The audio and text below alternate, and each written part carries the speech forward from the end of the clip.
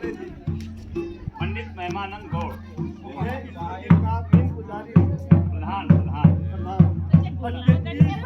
अवतार देवी देवताओं का जो वजीर है। कोटी कहते हैं आपके प्रकार में 33 करोड़ देवी देवताओं का हाँ वजीर कोटी प्रकार कोटि देवी देवता।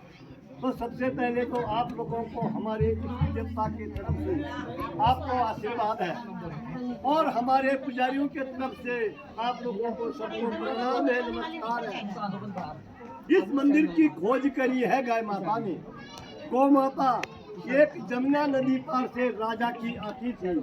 मंदिर के अंदर जाके शिवलिंग पे दूध की धार चढ़ा के सबसे पूजा करती थी। तो अंदर वाला जो शंभू है वो सतियों का है। जिस समय लक्ष्मी सरस्वती सती माँ का अवतार हुआ, आप अंदर जाएंगे दर्शन करेंगे तो दाएं तरफ एक पत्थर शिला इतनी बड़ी है, उसके ऊपर पार्वती माँ के 5 साल की कन्या रूप में पार्वती माँ ने शिव पाने को घोर तपस्या की है। उसके ऊपर उसके पैर के निशान है, पादक कहते हैं आप पाँव के निशान है पार्वती माँ के। 5 साल की कन्या रूप में शिव पाने को तप किया था। ये लाल रंग का शिवलिंग है, लाल कलर का। ये त्रेता युग का है, राम जी के टाइम का। ये हरे कलर का शिवलिंग है, ये द्वापर युग का है, कृष्ण जी के टाइम का। अंदर वाला जो शिवलिंग है वो सतयुग का है, विष्णु जी के और शंकर जी के टाइम का। यहाँ पे 33 कोटि देवी देवता है, 33 प्रकार के देवी देवता और 100 लाख शिवलिंग की यहाँ पे स्थापना पांडवों ने अपने हाथों से की है। 4 युग के यहाँ पे शिवलिंग है, सतयुग, त्रेता, द्वापर, कलयुग। और मन की इच्छा पूरी होती है। जन्म जन्म के पाप सारे खंडित होते हैं। आप लोगों की यात्रा 4 धाम की इस भोले बाबा के दरबार से सफल होती है। यहाँ पे 15 अप्रैल को एक विशाल मेला लगता है। वो मेला पूरे हिंदुस्तान भारत का देश का पहला मेला इस स्थान पे लगेगा। उसके बाद पूरे देश में मेले होंगे। 4 धाम के कपाट उसके बाद खुलेंगे। जिस बेटी का और बेटे की शादी हो जाती है, फिर किसी के बच्चे नहीं होते हैं। यहाँ पे महाशिवरात्रि में एक रात में किसी माँ, बेटी, बहन, बहू ने तन मन धन से तपस्या कर ली तो 1 साल के भीतर उनका बच्चा होता है। ये प्रत्येक प्रमाणित है। आपकी यहाँ पे दूर दूर दराज से लोग बाग फल मांगने आते हैं। इस मंदिर पे ऊपर से लेकर के नीचे तक मंदिर के चारों तरफ जिस गाय ने इस मंदिर की खोज करी है उस गाय के चरण पादुका है, खून के निशान खड़ी कहते हैं ना आप लोग, गाय का पंजा पूरे मंदिर पे ऊपर से लेकर के नीचे तक गोल गोल के निशान है सारे। इस मंदिर की बनावट, ये मंदिर ऊपर से बनाया गया, नीचे को हथेली के ऊपर विश्वकर्मा ने इस मंदिर का निर्माण किया और 1 रात के अंदर ये मंदिर बनाया गया।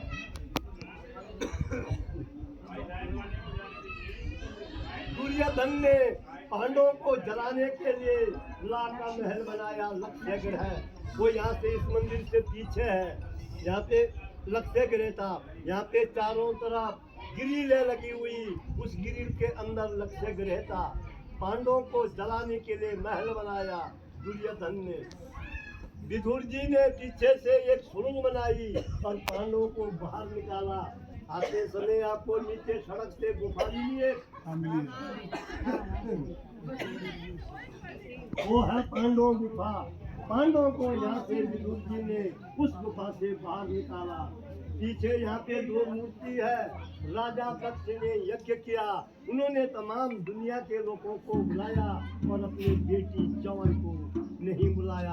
उनकी बेटी जवाई कौन थी बोलो जरा देवी? सती माता। धन्यवाद, देखो देवी ठीक हो गया। सती माता।